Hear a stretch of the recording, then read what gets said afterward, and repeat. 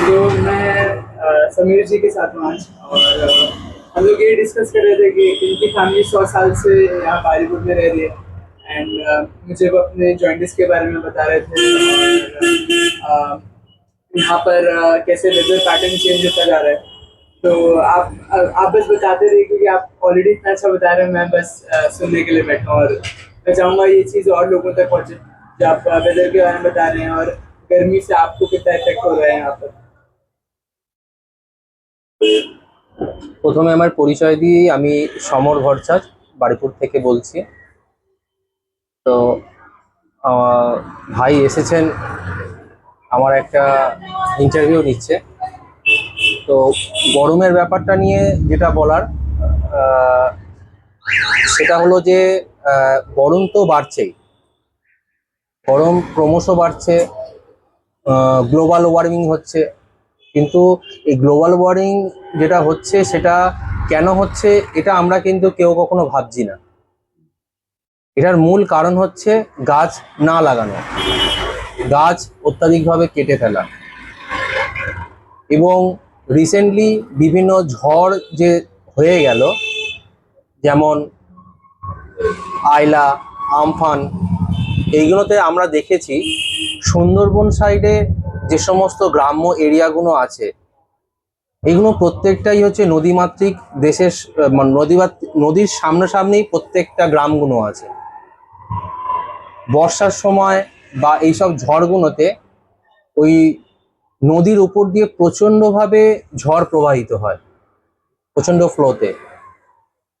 তো যার ফলেতে জলোচ্ছ্বাস হয় প্রচণ্ডভাবে, আর নদীর জল প্রচণ্ডভাবে গ্রামেও ঢুকে যায় এবং সেটা বানভাসী হয়ে যায়। এইটাকে আটকাবার জন্য একমাত্র আমাদের আটকাতে পারে হচ্ছে ম্যানগ্রোভ অরণ্য।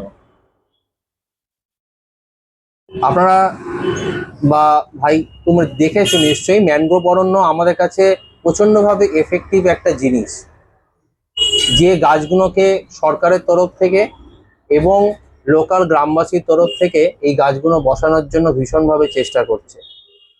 আর এই গাছগুলো কিছু শ্রেণীর ব্যবসায়ী আছে, কালোবাজারি আছে, যারা চেষ্টা করছে গাছগুলোকে কেটে ফেলার জন্য। আর এই গাছগুলোর উপরে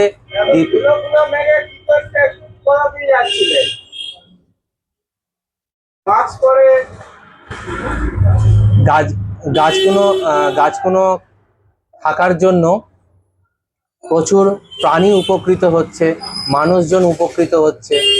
ঠিক আছে, মানুষ যেমন উপকৃত হচ্ছে, সাথে সাথে প্রচুর কীট পতঙ্গ আছে, প্রচুর জীবজন্তু আছে, তারাও কিন্তু এই গাছগুলোর উপরেতে নির্ভরশীল।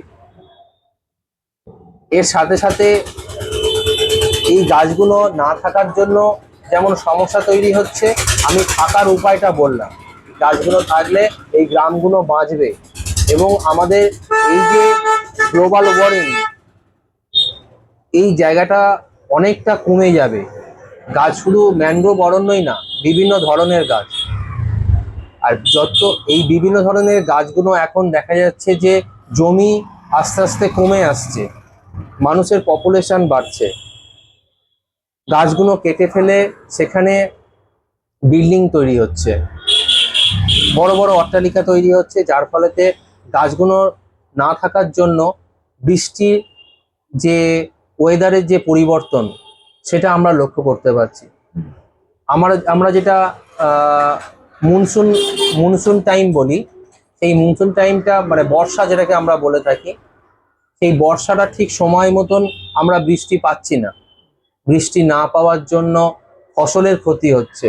ফসল আমাদের কাছে একটা বড় ধরনের অ্যাসেট, আর এটা একমাত্র আমাদের চাষি কৃষিজীবী যারা আছে, যেটা গ্রাম বাংলাতে হচ্ছে, সেই গ্রাম বাংলাতেই এই ফসলগুলো উৎপাদন হয়। এটা তো শহরে হয় না, গ্রাম থেকেই ফসল, ধান, পাট, যেখানে প্রচুর পরিমাণে জলের প্রয়োজন হয়, আলু, পেঁয়াজ, এই জাতীয় যে সবজিগুলো আছে, এগুলো বর্ষার জল পেয়েই সেগুলো তৈরি হয়ে আমাদের শহরাঞ্চল বড় বড় মার্কেটে ইম্পোর্ট এক্সপোর্ট সব ধরনের জিনিস হয়। তো সরকারের উচিত এগুলোকে বিশেষভাবে গাইড করা, এবং শুধু সরকারিভাবে দেখলে হবে না, আমাদের প্রত্যেকের নিজেদেরও ম্যান টু ম্যান দেখা উচিত। গাছগুলোর উপরে স্পেশাল ভাবে লক্ষ্য দেওয়া উচিত। আমাদের বাড়ি ঘরে ঘরে সমস্ত বাচ্চারা যারা আছে তাদেরকে একটা গাছের গুরুত্বটা, সেই গুরুত্বটা শেখানো উচিত যে একটা গাছ বসালে গাছ আমাদেরকে কি দিতে পারে। গাছ তো শুধু আমাদের অক্সিজেন দেয় এমনটা নয়, গাছে ছোট ছোট পাখিরা এসে তারা শেল্টার নেয়। আমরা ছোটবেলায় আমাদের বাবা ঠাকুরদা তারা গাছের নিচে আশ্রয় নিত, শেল্টার নিত। প্রচন্ড গরম হলে তারা ছাতা না ধরে গাছের নিচে শেল্টার নিত। গাছ আমাদেরকে ছায়া দিচ্ছে, পাখিরা এসে বাসা বাঁধছে, পাখিরা সেখানে শেল্টার নিচ্ছে, কত গাছ থেকে ফল পাওয়া যাচ্ছে, কত বিভিন্ন প্রাণীরা আছে যারা সেখান থেকে ফল ফল খাচ্ছে, তারা যে বেঁচে আছে। এবং গাছ একটা প্রচন্ড ঝড় ঝাপটা থেকে আমাদেরকে রক্ষা করছে, বজ্রপাত থেকে রক্ষা করছে। বর্ষার সময় যে প্রচন্ডভাবে যে বজ্রপাত হয় সেটাও কিন্তু গাছ আর্থিং এর মাধ্যমে নিজের নিজের মধ্যে নিয়ে নিচ্ছে, নিয়ে একটা বাড়িকে বাঁচিয়ে দিচ্ছে, একটা মানুষকে বাঁচিয়ে দিচ্ছে। এটা আমাদের ভাবা উচিত। এটা আমার যদি না ভাবি, আগামী দিনে আমাদের সমাজ ব্যবস্থা, আমাদের দেশ ক্রমশ একটা না একটা সময় জলের তলায় চলে যাবে।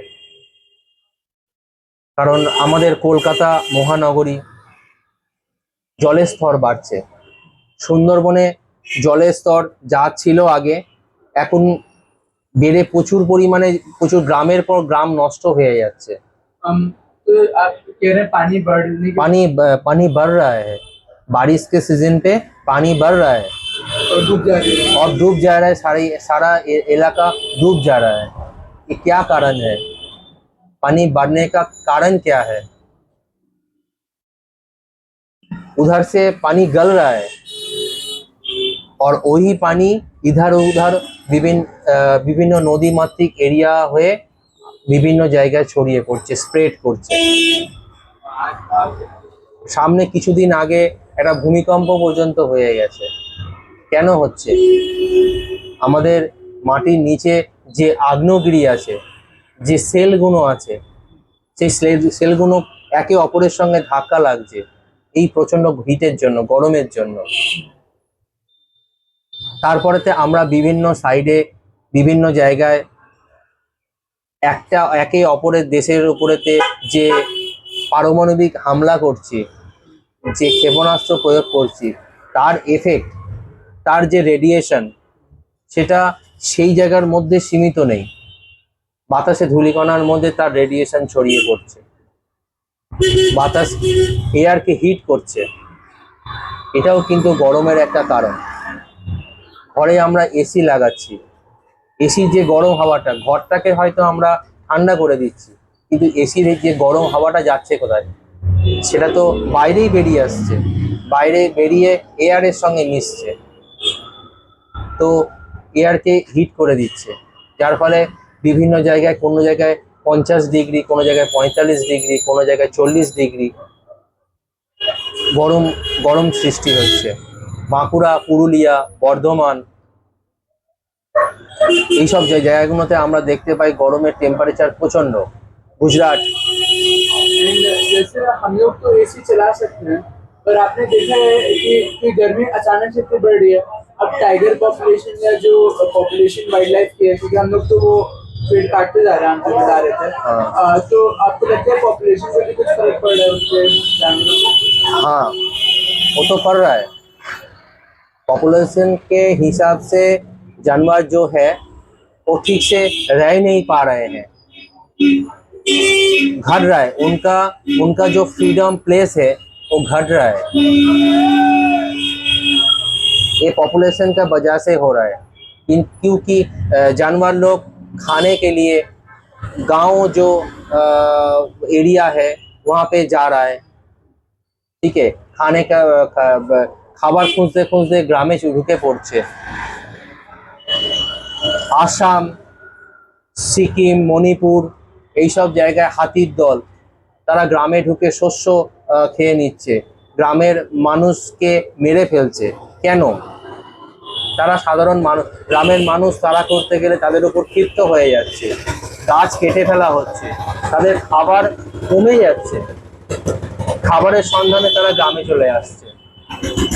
তাদের তো কোনো দোষ নেই, তাদের এরিয়া ছোট হয়ে আসছে। জঙ্গলের জীবজন্তু, জঙ্গলের তাদের পরিবেশ। আমরা যেরকম আমরা আমাদের বাড়ির মধ্যে ডেকোরেশন করি, এসি লাগাচ্ছি, টালিশ দিচ্ছি, টালিশ বসাচ্ছি, বাথরুম আমরা সুন্দর করছি, বেডরুম আমরা সুন্দর করছি, তেমনি জানোয়ার মানে এই সমস্ত প্রাণী যারা আছে তাদের জঙ্গলটাই সব কিছু। তাদের জঙ্গলই তাদের ঘর, জঙ্গলই তাদের সৌন্দর্য, জঙ্গলই তাদের খাবার জায়গা, জঙ্গল তাদেরকে খাবার দেয়। তো সেই জায়গাগুলো যদি আমরা মানুষ যারা আছি তারা যদি সেই জঙ্গলের মধ্যে ঢুকে যদি তাদেরকে উপরে টর্চার করি, ন্যাচারালি তারাও আমাদের উপর টর্চার করবে। এটাই রিজন।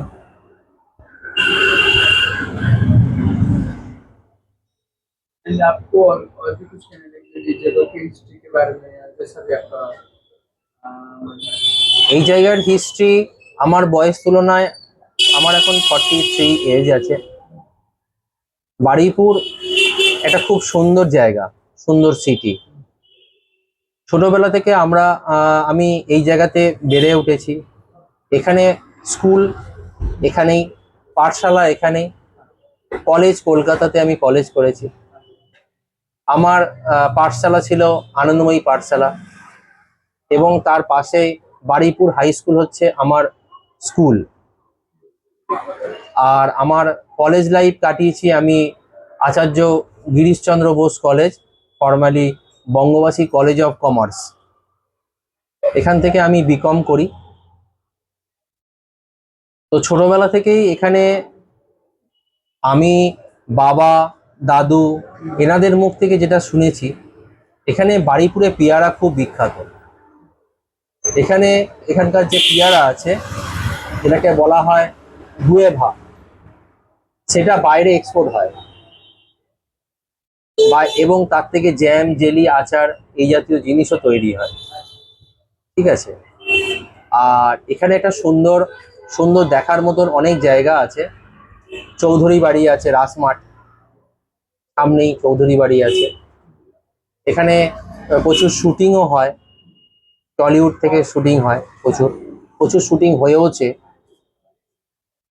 এবং এখানে এখানে একটা যে আমাদের বার্নিং ঘাট আছে। बर्निंग घाट बार्निंग घाट, ऐसे क्यों नाम है? बार्निंग घाट मतलब जहाँ जहाँ पे दाह संस्कार होता है, आदमी मरने के बाद उनको जलाया जाता है। तो ये फेमस है इस वजह से यहाँ पे। हाँ फेमस तो है, फेमस इस वजह से है कि उस टाइम पे बार्निंग घाट से हमारा जो गंगा है सदाब्रत घाट, সদাব্রত ঘাটের নামে যে গঙ্গাটা আমরা সচরাচর আমরা লোকমুখে আলোচনা করে থাকি, একটা সময় বহু বছর আগে, আজ থেকে প্রায় 5000-6000 বছর আগে এখানটা একটা বড় ধরনের গঙ্গা ছিল, যেটা কলকাতার কালীঘাটের গঙ্গার সঙ্গে যুক্ত ছিল। তো সেখানে জোয়ার ভাটা সবকিছুই হতো। এবং তোমাকে যেটা বলছিলাম, মনসামঙ্গল কাব্য, মনসামঙ্গল কাব্যে আমাদের এটা এখানকার নাম আছে, বারুইপুরের নাম আছে। বারুইপুরের নামটা তখন অন্য নাম ছিল, তখন বারুইপুর ছিল না, তখন ছিল হচ্ছে আটিসারা গ্রাম, যেখানে মহাপ্রভু শ্রী চৈতন্যদেব এই পথ দিয়ে লীলা করতে করতে উনি উড়িষ্যাতে চলে যান, উড়িষ্যাতে চলে গেছেন। এবং সেই যে উড়িষ্যাতে গেছেন, তারপরে উড়িষ্যা থেকে আর ফেরেননি, ওখানেই ওনার মৃত্যু হয়েছিল। তো সেই সময় থেকেই এখানে শ্রী চৈতন্য মহাপ্রভু এক রাত ছিলেন, সেখানে তার সঙ্গে তার সাঙ্গপাঙ্গ এবং সেই সময়কার এখানকার এই আটিসারা গ্রামে যে লোকজন ছিল, মহাপ্রভু তার নাম সংকীর্তন করেছিলেন, শ্রীকৃষ্ণের নাম সংকীর্তন করেছিলেন।